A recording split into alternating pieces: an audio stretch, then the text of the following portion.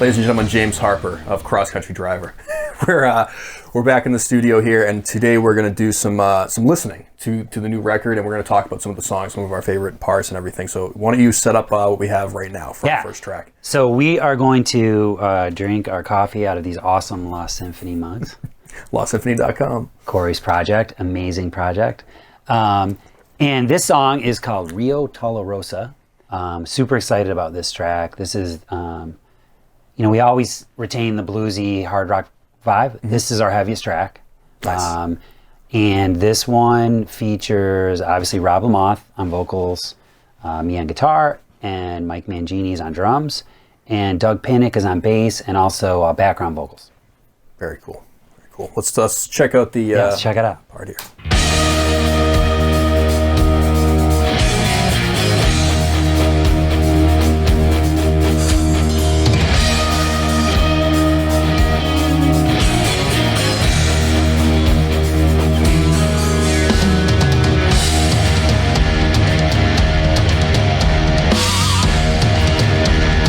Classic Mike.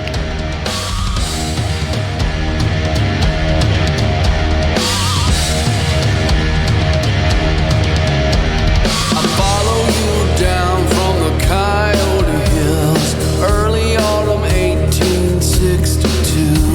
A ghost on the bank of the Rio Tularosa, looking straight into the heart of you. Okay, so we've got to talk about Mike Mangini, obviously. Like, you can just tell it's him. Like, there's not many drummers out there that have that sound. So, like, can you just talk about working with him? Sure. So, So Mike played on 3 tracks. He played on Rio Talerosa, which is this one. He played on Shine, and he played on Wild Child, which is actually my favorite track. And it was just amazing to see how he worked. And working with him is a true joy. He's again, a Boston guy, so sense of humor is typical of what I'm used to, and which can be appreciated or not. Really great guy, meticulous with his tracks. Just listening to this, one thing that is tough to do when you have a lot of guest players on a record is to keep like this cohesive sound. Now that sounds like Mike Mangini, but it fits with this in a song. blues rock. Yeah, it fits really well. Yeah, so one of the things that I'm so excited for some of this is for people to hear Mike in this context, right? Because he crushed it. And even the way he approaches the drums, he's thinking about the songs. He's thinking his brain is so much more advanced than me musically, and I don't mean just drums, right? I mean like there's notes on the drums that match. There's sequences. There's things. He's listening to Rob's vocals. He's putting in fills and things, and you have to listen to it many times to even grasp how good and how much for the song he plays. And I will say that with Mike, every time he sent back a drum track, even though these songs were already written when he got them, I typically added or modified something I was doing to go with something. He's inspired the shit out of me where I'm like, oh, okay, done. Very cool. All right, let's keep rolling here.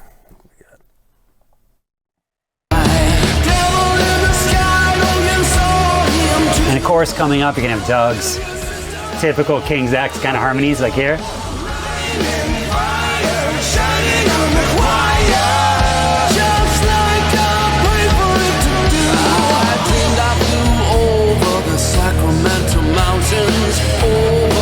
So obviously, Doug Pinnick, like the absolute legend. And you can hear his voice in there, and it just adds so much. What was it like working with him? Doug is sort of like a more trippy sort of like, first of all, I love King's X. When you think of that drop D, like heavy stratty sound mixed in with his driving distorted bass and the drumming and just everything, the vocals. And I think like so much of the grunge era, and that's what I'll call it, Alice in Chains kind of stuff was influenced by the King's X thing. If you go back and you hear that, you realize where the drop D thing came from King's X. When I started getting into this, a lot of people like really wanted to know and hear his soloed out bass tracks because, what's his secret? And it's like, I don't think this is a secret. The interwebs know this, but he has this super low end, low, clean, massive tone mixed with this really high, sharp a very distorted tone. But also, more importantly, and I had the chance to interview Doug on a podcast that I co-host called 2020, and first of all, great guy. Like, just having a chat with him for a couple hours is amazing. But the big thing that we touched on, I play bass. I'm a multi-instrumentalist, but I play bass in a lot of projects, is the use of a pick.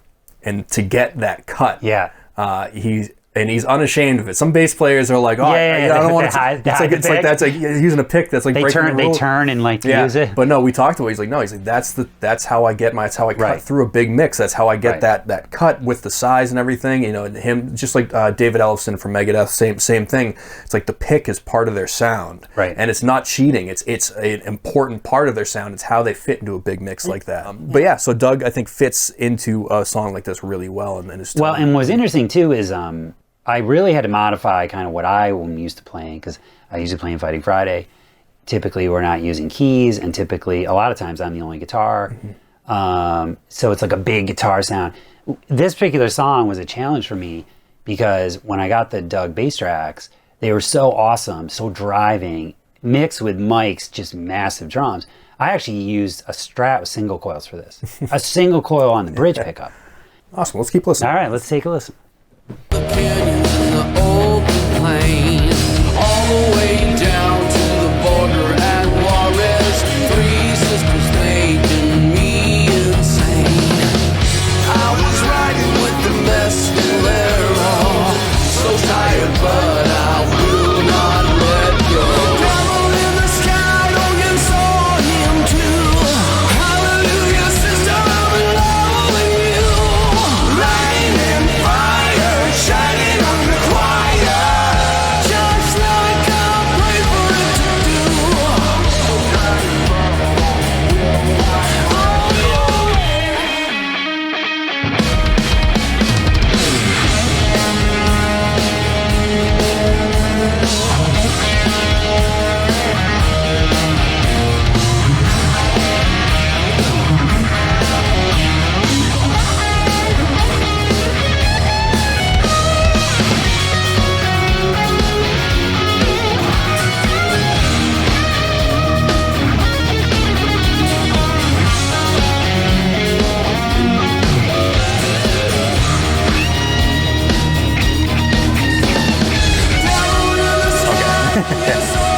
We got to talk about the solo. That when that starts off, that's like a really big, like, kind of super spacey effect. How'd you go about that? Well, of course it has. So what's funny is, like, there's like right when it does the break, we drop it down, and I'm just doing a really high octave of the riff to just kind of create the tension. Of course, Mike is just playing perfect part. Yep. And it just drops. And then there's this weird noise, which is kind of like, it actually sounds like a flutter. And that was a mistake from, like, when I was doing something, I don't know, there was something that I hit or something. I have no idea, right? And these are kind of fun things, and you know this from recording so much. Yeah. That, like, sometimes you just have a happy mistake. Yeah. So it's like, it does like the break, Bob Ross and it's like, it has this flutter, which I don't even know what it was, but it was on the track, so I used it and kind of mixed it. But the actual, and again, like, for this solo, like, what I really wanted to do is, like, I didn't want it to go anywhere. Like, I wanted it to just stay in this dirgy, like, I just wanted the slamming drum bass groove to continue with the solo. Sure. So it never builds into some, like, look at me shred part or anything like that. It just stays on these, like, kind of like laid back thing. Yeah. And then for the tone, I doubled the solo, which I usually do. Typical kind of Randy Rhoads thing, although I think he, like, quadruple tracked it, so I definitely don't have that level of proficiency. So it's like half a Randy. Yeah. And then I use a Phase 90 plugin. It's the sort of like Van Halen thing where the sweep is set low. Mm-hmm. And and so it's like it's adding a cut and a brightness to it and a swishiness to it. But it's not so phasey like a Nirvana phasey where it's you know, warbly. Calling too much attention to it. That was it. Sounds great though. Thanks. Great song.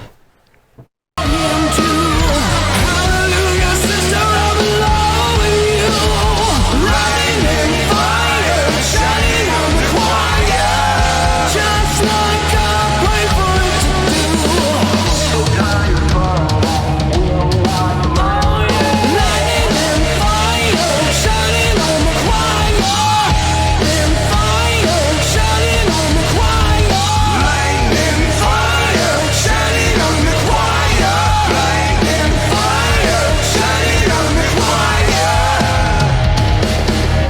Hell yeah. And that's Rio Talerosa. Yeah, but we gotta, before we go, we gotta talk about Rob's vocals, because I mean, obviously, Rob's vocals. Yeah, you know, the guy absolutely belting out. That's, I mean, it works so perfect over this music, and then also blended with Doug's.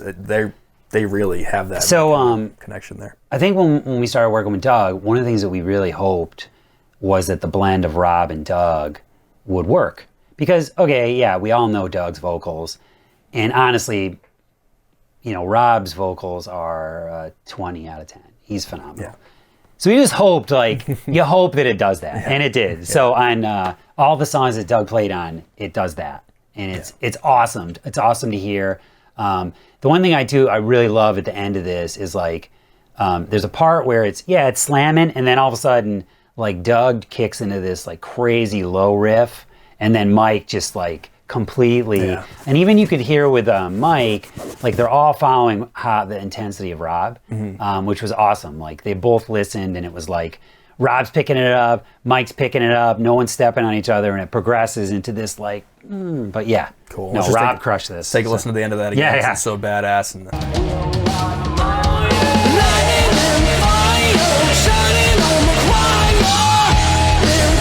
right here, they're both just gonna kick in.